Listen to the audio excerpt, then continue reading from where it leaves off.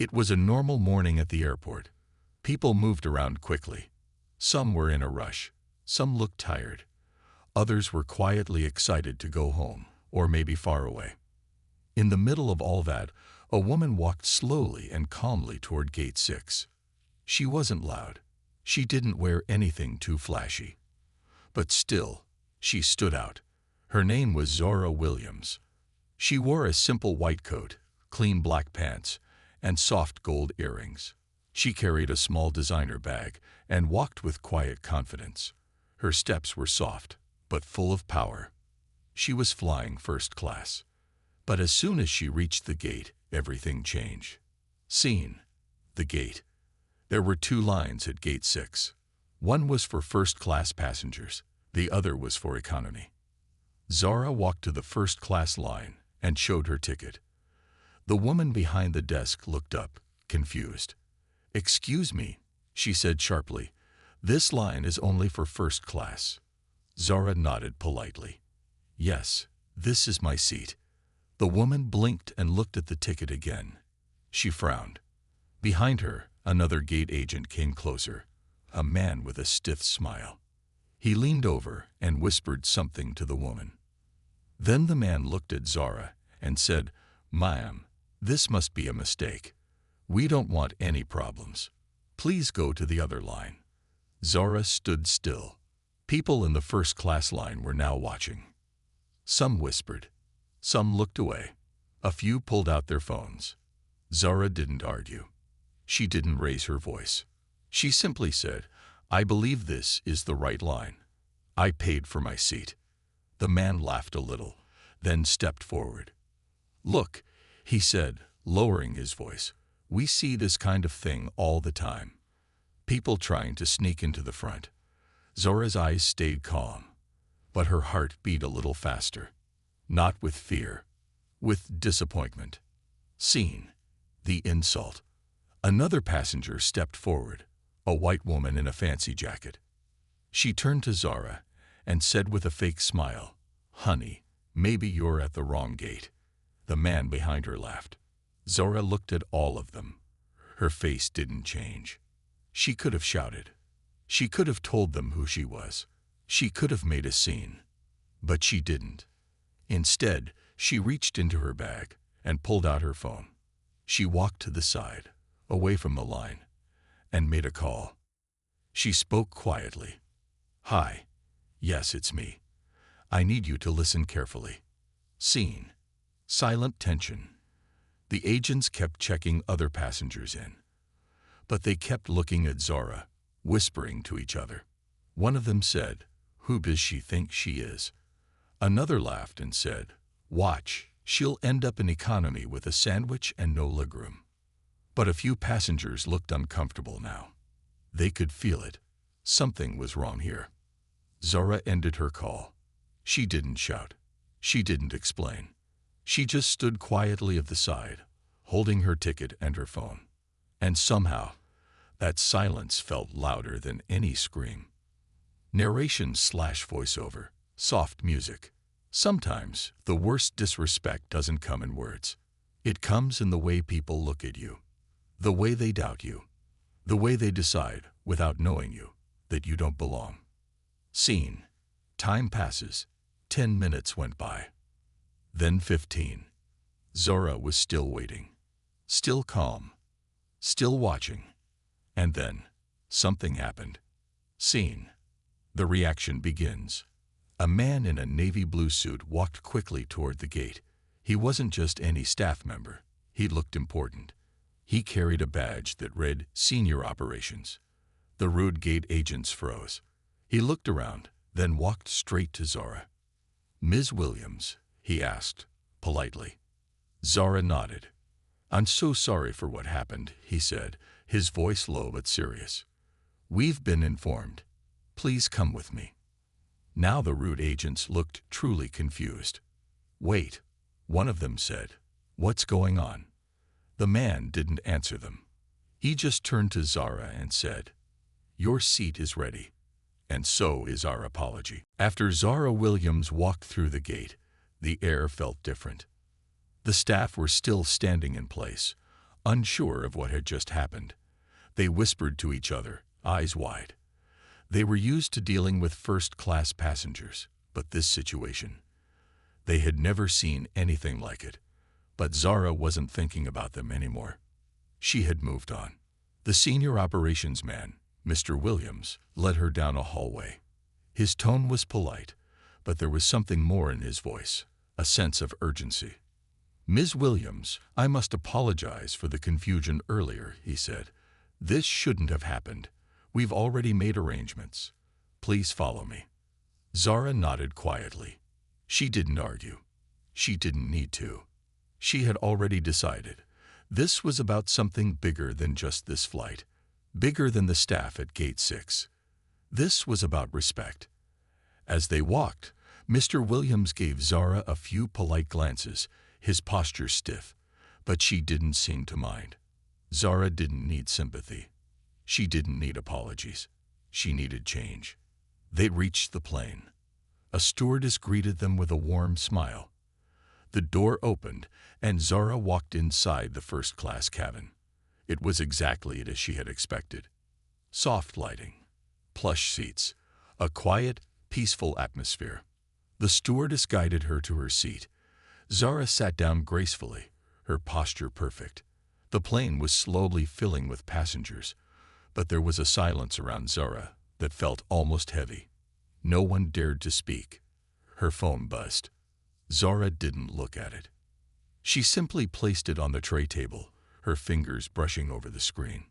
Why was she treated like that? Why was she stopped? Everyone was still wondering, but they didn't know the full story. Not yet. Flashback.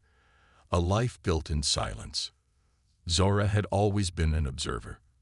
From the moment she was a child, she learned to listen. People underestimated her because of the way she looked, because of her skin, her accent, her upbringing. But Zara never fought back with anger. She fought with silence. She learned how to disappear into rooms, how to listen carefully, how to understand people before they understood themselves. She had grown up in a working-class neighborhood, in a city that didn't know her name. Her parents had worked long hours. They had dreams for her, of course, but those dreams weren't always realistic. They didn't have connections. They didn't have money. But they gave her something far more important: resilience. Zara never let her circumstances define her. She learned that the world could be unfair, that people would judge her based on her looks, based on her name, based on things that didn't matter. But she could still win. And she had. Present day. A conversation that changed everything. Back in the present, Zara was once again lost in thought as she gazed out of the window. The airplane engines hummed in the background. Her phone buzzed again. This time, she picked it up. It was a message from her assistant. "The CEO wants to speak with you as soon as possible." Zara's eyes narrowed. She didn't need to read any more to know what this was about. The CEO, Richard Harper, had been one of her earliest business mentors.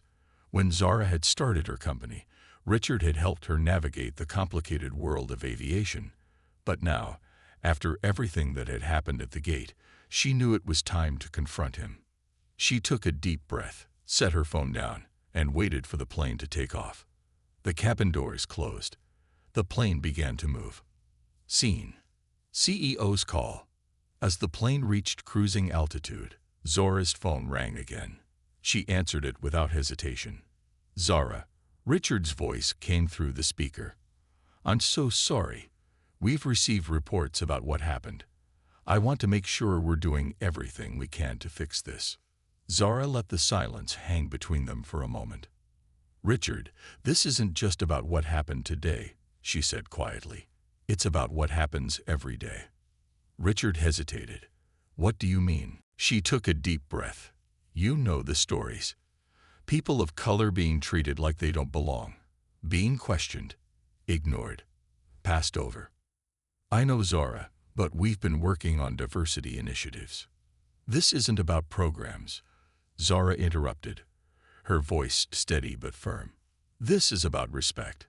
This is about how people are treated before you even look at their resumes. how they're treated when they walk through a door. This has nothing to do with their job, and everything to do with their humanity. Richard stayed silent for a moment. Zora continued, "You've built a company, Richard, but you've allowed a culture of disrespect to flourish. It's not just about this incident. It's about the fact that this happens everywhere, every day. And you can't pretend it doesn't." There was a long pause. I understand," Richard said finally. "What do you want me to do?" Scene. The plan. Zara sat back in her seat, the plane flying smoothly through the sky. The world outside was calm, but inside, she felt something shift. "I want to help you fix this, Richard. I want to work with you to make sure this doesn't happen again. But I'm not doing it for the PR. I'm doing it because we need change. Real change." Richard's voice was quieter now. "I'll do whatever it takes." Zara smiled slightly, knowing that this was just the beginning. The plane was high above the clouds now, and Zara sat in the calm of her first-class seat. Her eyes were focused on the view outside the window, but her mind was working fast. The phone call with Richard had already set something in motion. The wheels of change had started to turn, but Zara knew this was just the beginning. She wasn't the type to ask for much. She didn't want apologies, sympathy, or promises. She wanted action. Real action. And she knew that if things were going to change, it wouldn't be because of one phone call. It would be because she was leading the charge. Scene. Inside the company. Back at the airline headquarters, things were moving quickly. Richard Harper, the CEO, was in a meeting with his senior leadership team. The atmosphere was tense. People whispered among themselves, unsure how to fix what had happened. The video of Zara being stopped at the gate had gone viral. The whole company was under scrutiny. The airline's top executives were huddled in a conference room, discussing how to handle the situation. Richard sat at the head of the table, his face serious. He had just finished talking to Zara and knew that he couldn't ignore what she'd said. Scene. The crisis. "We can't ignore this," Richard said, his voice steady but full of tension. "This isn't just about a misunderstanding at the gate. This is about our company culture." His second-in-command, Vanessa, raised her hand slightly. "Richard, we've been doing diversity training. We've been improving our policies for the last few years. Isn't that enough?" Richard shook his head. "No, it's not enough. This goes beyond training. This is about respect. Real respect. Not just policies on paper, but actions we take every day." Vanessa exchanged a glance with another executive, but they didn't say anything. Richard stood up, his chair scraping against the floor. "I've already spoken to Zara. I'm going to work with her. I want her help with the changes we need to make. We need to move fast." Scene. The call to action. Richard's next step was clear. He had to let the world know that the airline was taking this issue seriously. This wasn't going to be swept under the rug. Zara's call had already caused a ripple effect, but now it was time for that ripple to grow into a wave. Scene. Zara's role. Zara's phone buzzed again. This time, it was a message from Richard. "We need to talk. I've spoken to the board. They're open to changes, but we need a plan. Can you meet with me tomorrow?" Zara smiled slightly, feeling the power of what was unfolding. Tomorrow. That was enough time to prepare. Zara was ready to take the next step. She had no doubts. She was going to turn this moment into something bigger, something that would transform the entire airline industry. Scene. Setting the stage for change. The next day, Zara walked into a private conference room at the airline headquarters. The CEO, Richard, stood up to greet her, a sense of urgency in his steps. "Thank you for coming, Zara," he said. "I know this isn't easy. I know you've already done so much, but we need to make things right." Zara nodded and sat down, her presence calm but commanding. "I'm here to help, but I'm not here for easy fixes. I'm here for change. We have to look deeper. What happened at that gate? That's not an isolated incident. That's the culture of your company. Richard looked uncomfortable, but nodded. He knew she was right. He could feel the weight of the truth. I understand, he said quietly. We've been focused on numbers, not people. We need to change that. Zara looked him in the eye. Good, because it's time for real action. Scene: the CEO's plan. Richard took out a stack of papers and laid them on the table. These weren't just any plans. They were the future of the airline. We've already started discussions about internal changes, but you're right, Zara. We need something bigger, something bold. We need to go beyond diversity training. Zara nodded. I'm listening. Richard flipped through the papers. We need new policies. Policies that treat every passenger like a person, not just a seat number. We need diversity at the top levels of management. We need to hire more people from underrepresented groups and provide them with leadership opportunities. He paused and looked at Zara. I know this is going to take time, but we can't let something like this happen again. Scene: Zara's influence. Zara leaned back in her chair, considering his words carefully. This was the moment she had been waiting for. This was her chance to push for real, lasting change. She could see Richard was genuine, but genuine wasn't enough. Action was what mattered now. We can do more than just change policies, Zara said softly. We need to change how every person in your company sees the world. Every employee should understand that respect doesn't just happen in a meeting room. It happens in the hallway, in the lunchroom, at the gate. Richard nodded. So, what do you suggest? Zara smiled, a little spark in her eyes. I'll help you design a program, not just training. A whole cultural shift. This needs to be a daily practice, not a once-a-year checkup. People need to understand that treating someone poorly, even in the smallest way, isn't just a mistake. It's a loss of humanity. Richard sat up straighter, clearly impressed by her vision. I like that. Let's start right now. Scene: the power of one voice. Zara didn't just want change for herself. She wanted it for everyone who had ever been doubted, disrespected, or overlooked. The moment at the gate was just one of many. But now, it was a turning point. A chance to show that respect couldn't be bought. It couldn't be faked. Zara's voice wasn't the loudest, but it was the strongest. And with every word she spoke, she knew she was building something that would last. The following days felt like a blur. Zara had become the center of attention, not only in the airline world, but across the entire country. News outlets were buzzing. Social media was filled with opinions, and the video of the gate incident had gone viral. Everyone had an opinion on what had happened. But Zara was no longer concerned with the noise. She had moved past the drama. Now her focus was clear. The time for talk was over. Action was what mattered now.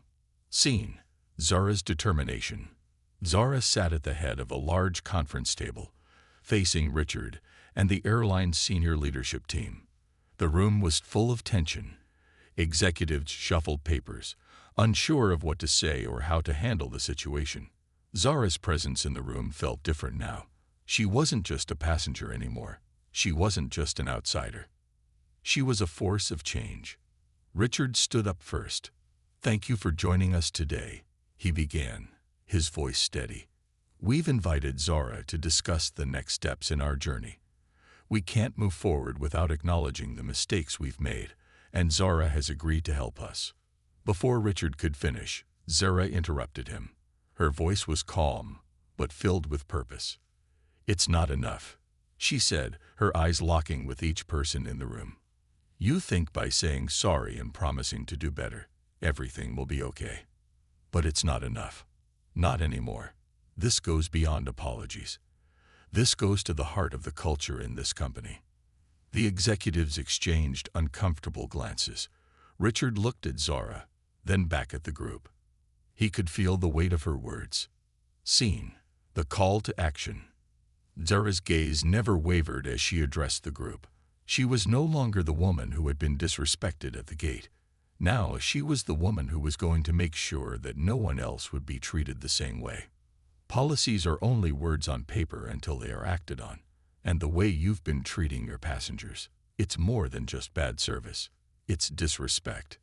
Zara took a deep breath, her calmness only making her words more powerful. You can't just have diversity and inclusion programs. You need to live them every single day, every single interaction. The way you treat your employees, the way they treat your passengers, that's where the change starts. Richard nodded. We know, Zara. We know. Zara turned to face him. No, you don't know. If you did, you wouldn't have allowed this to go on for so long. You need to face the truth. This company has a culture problem. And it's not just about one incident at the gate. It's about how people are treated, every day, everywhere. The room was silent. The executives couldn't speak. They knew she was right, but they weren't ready to admit it. Zara continued, I'm not here for your excuses. I'm here for results. Real change. If you want to fix this, you need to stop pretending like this is just a problem at the gate. It's in your boardrooms. It's in your hiring practices. It's in your leadership. Scene. The pushback. Vanessa, the second in command, stood up. She was visibly uncomfortable. Zara, we understand the importance of diversity. But this approach, it's radical. We can't just overhaul everything overnight. It takes time. Zora's eyes narrowed, her voice cutting through the room. Time. Time is something you've had. Years of time. And yet here we are. How much longer do you need? How many more people have to be hurt before you realize this isn't a slow fix? This is a now fix. She paused for a moment, letting her words sink in. Then she added, and don't talk to me about time. You've spent decades making money off of people like me. You have the resources. You have the power. You have everything you need to make this change. The only thing stopping you is you. Vanessa opened her mouth to argue, but Richard raised his hand, signaling for her to sit down. The room fell silent again. Scene. The plan unfolds. Richard turned to Zara. You're right, he said quietly. We've been too slow, but I'm ready to do whatever it takes. What do you need from us? Zara leaned forward. I'm not asking for you to be perfect, but I am asking for accountability. Start with your people. Start with your training. We need a plan that changes the culture, not just the policies. She stood up and walked to the whiteboard in the room. Zara took a marker and began to write down the key points. She spoke as she wrote. First, every employee needs to be trained on respect. Not just once, not just a seminar. This needs to be an ongoing thing, a daily practice. She turned to the group. Second, you need a leadership team that represents the communities you serve. You can't have just a few people at the top. Diversity needs to be reflected in every single decision. I want you to look around this room. Do you see diversity here? No, and that needs to change. Zara turned back to the board, writing more. Third, we need to measure this. We need to know where we are, so we can track our progress. Accountability isn't just a word. It's a tool for growth. Zara stepped back from the board, her eyes sweeping over the executives. And finally, we need transparency. I want a report every month on the steps you're taking. If you're making progress, I want to see it. If you're not, I want to know why. Zara walked out of the conference room, the weight of what had just happened settling in her chest. Richard had promised change, but Zara knew that promises were only as good as the actions that followed. She had seen too many companies talk a big game, only to fail when it came to real work. But she wasn't worried. She was ready for the fight. She had already taken the first step, and now she was going to make sure the airline followed through. Change was coming, whether the company liked it or not. Scene. The quiet backlash. It didn't take long for Zara to feel the pushback. The very people who had promised change began to show signs of resistance. She could feel it in the cold emails from the board members, in the way some of the senior staff avoided eye contact when they saw her. It was subtle at first, but it was there. Zara wasn't surprised. Resistance was a natural part of change. People didn't like being forced out of their comfort zones. And Zara knew the truth. The biggest challenge wouldn't be getting the company to agree to change. It would be getting them to embrace it. Scene: the first sign of trouble. Zara was sitting in a cafe, going through the documents Richard had given her. She was making notes, planning the next steps. She had been working on this for hours, but she couldn't shake the feeling that something wasn't right. She checked her phone. A message from Richard popped up. "Zara, I need to talk. Some of the board members are worried about the changes. They think it might alienate our current customer base." Zara paused. She had expected this. Every major change came with fear. Fear of losing customers. Fear of losing business. Fear of losing control. She quickly typed back. "The customer base that values respect will stay.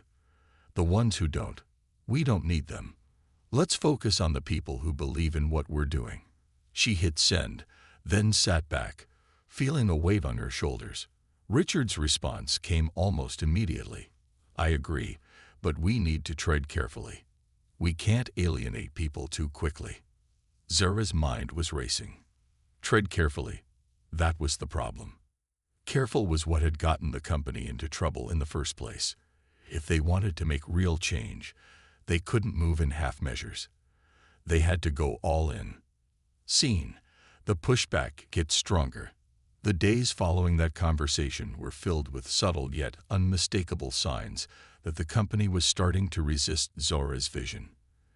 In meetings, the discussions about diversity and inclusion felt like checkboxes rather than real commitments. People were nodding in agreement, but Zara could tell that the true work wasn't being done. The resistance wasn't just internal, it was starting to show on the outside too. The media coverage had shifted. Some outlets began focusing on the airline's sensitive approach to inclusivity, questioning whether the company was making too many drastic changes too quickly. Zara's efforts were beginning to feel like they were being undermined. Scene: the board's doubts. One morning, Zara was summoned to another meeting with the board. As she walked into the room, she could already feel the tension. Richard was there, but the other members of the board were silent, their eyes avoiding hers. She could tell something was off. Richard spoke first. "Zara, we've been getting a lot of feedback from our top customers. Some of them are concerned about the direction we're taking. They feel like we're focusing too much on social issues and not enough on the bottom line." Zara's chest tightened, but she didn't flinch. Social issues are your bottom line. People don't fly with you just for the comfort of your seats. They fly because they want to feel valued. They want to feel respected. If you alienate the people who believe in that, then you'll have no customers left to serve.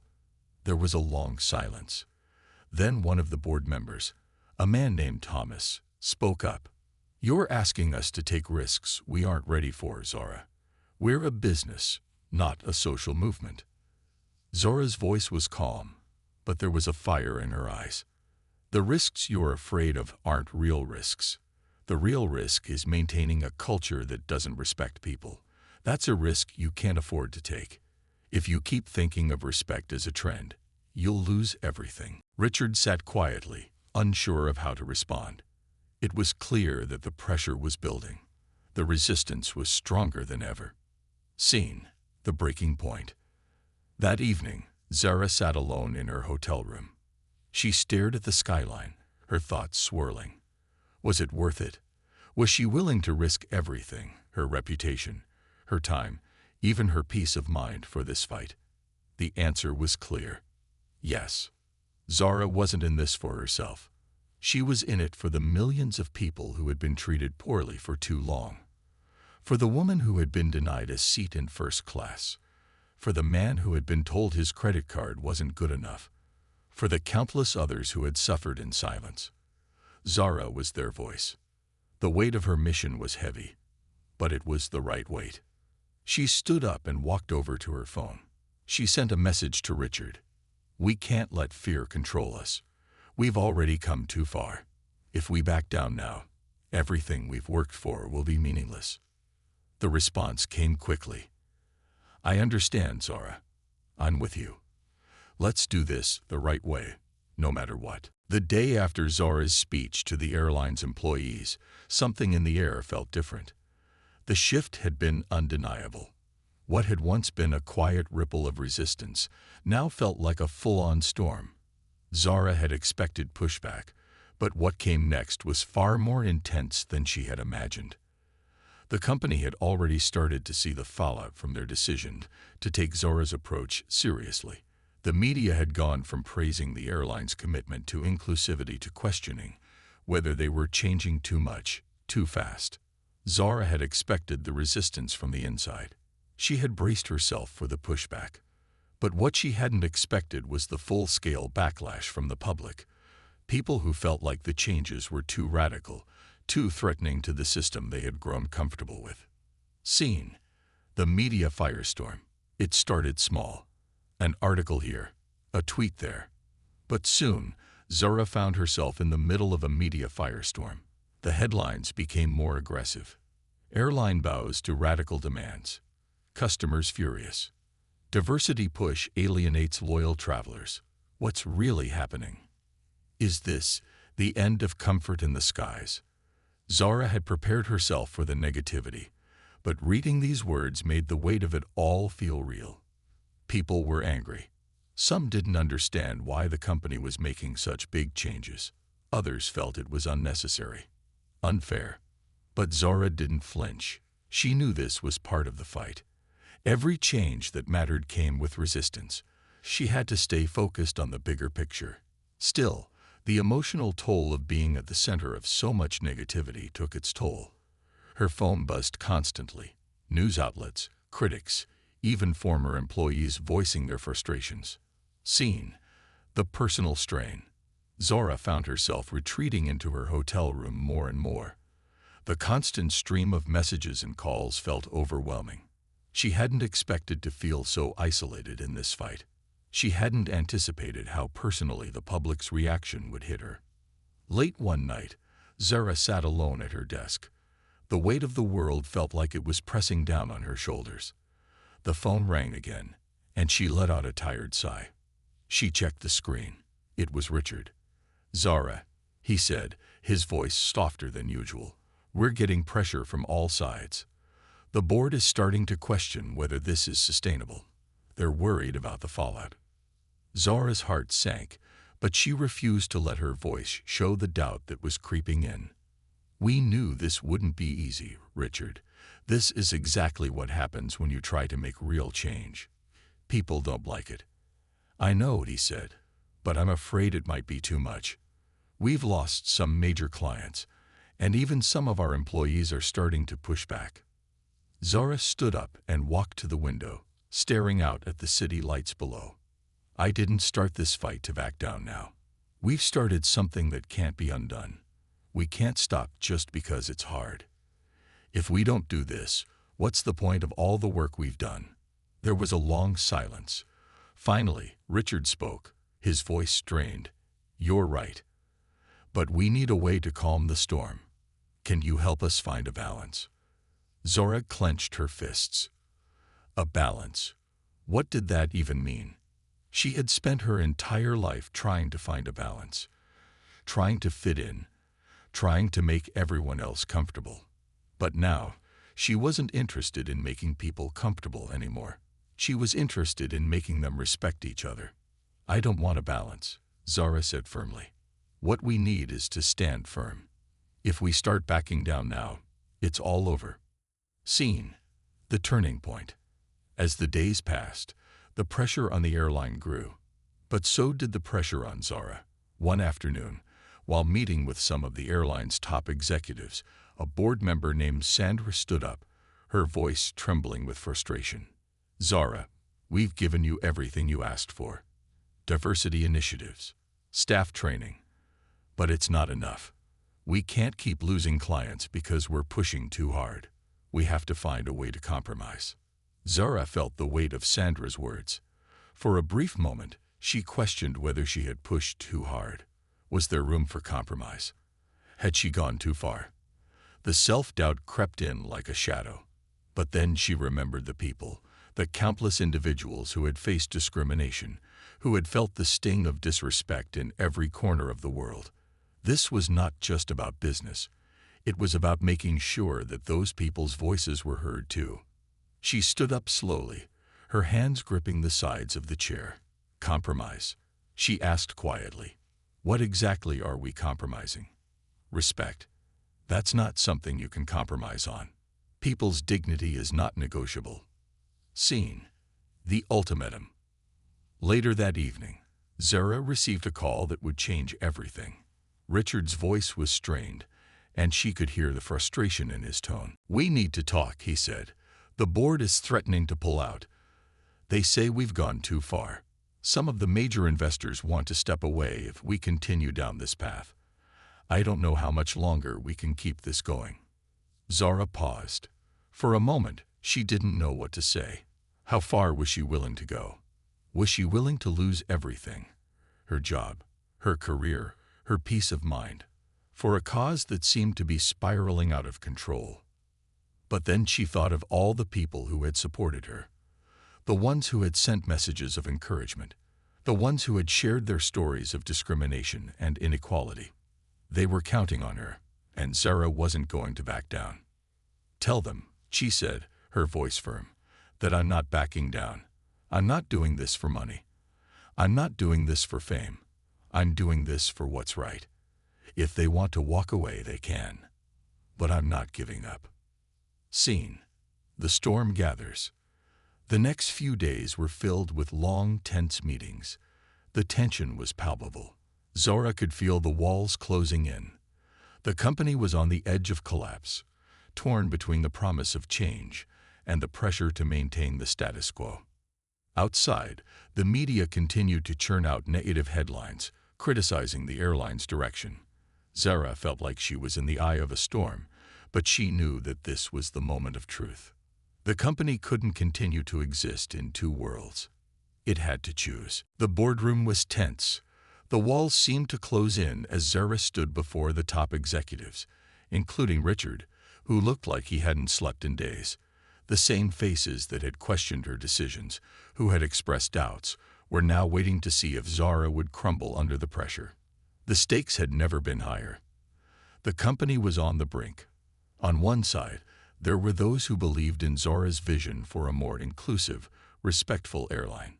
On the other, there were those who wanted to protect the traditional model, one that had served them well for years, but had also been built on ignoring uncomfortable truths. Zara's voice cut through the silence. "You all know what's at stake. This isn't just about the airline. This is about changing the way we view the world. Respect is not a luxury. It's a necessity. If we don't make this change, we lose everything. Not just as a company, but as people." Her words were simple but powerful. She could see the doubt in some of their eyes. But there was something else too, a flicker of hope. They knew the truth deep down. They knew that change was not just inevitable, but necessary. Scene: the breaking point. Zara had always known that it would take more than just speeches and promises to make a lasting change. It would take action. It would take courage. It would take something bigger than all of them. The pressure had been relentless, but the turning point came when Richard, once hesitant, stood up beside her. He spoke not just as a businessman, but as a believer in the cause. "Zara's right," Richard said, his voice steady. "If we do not stand for something now, then we are nothing. I've seen the changes we've made already. They are making a difference, even if it's hard to see right now. We can't keep ignoring what's right in front of us. It's time to take a stand, not just for our customers, but for the future of this company." The room was silent. It was a bold statement, and it was the turning point. The air seemed to change. The resistance that had once seemed unshakable was starting to crack. The board members exchanged glances, the weight of what was happening settling in. Scene: the public shift. While the boardroom debate raged on, the external world was starting to shift as well. The media, which had once been so harsh, began to take notice of the positive stories emerging from Zara's push for inclusivity. There were customers sharing their personal experiences, how they had finally felt seen and heard by the airline, how the respect they had been promised had finally been delivered. Social media was buzzing with stories of people praising the airline for its commitment to real change. It wasn't just about diversity anymore. It was about respecting humanity. People from all walks of life began to speak out in support, sharing their gratitude for an airline that was willing to stand up for something more than just profit. Zara could feel the shift. The world was beginning to understand what she had known all along, that real change was possible, and that it could be achieved when people were willing to stand together. Scene: the decision. The board meeting stretched on for hours, but in the end, the decision was made. The airline would not back down. The changes Zara had fought for would stay. The company would invest even more in diversity and inclusivity, not just in policy, but in the culture that was being built from the ground up. There were still many challenges ahead, and the road to full equality and respect was far from over. But for the first time in months, Zara felt a sense of relief wash over her. She had won. The vision she had fought so hard for was finally becoming a reality. Richard walked over to her after the meeting.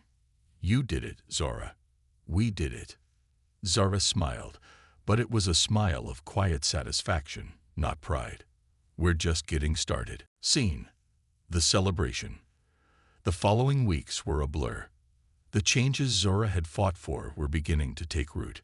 New initiatives were launched, new staff members trained, and the airline's commitment to inclusivity was no longer just a promise.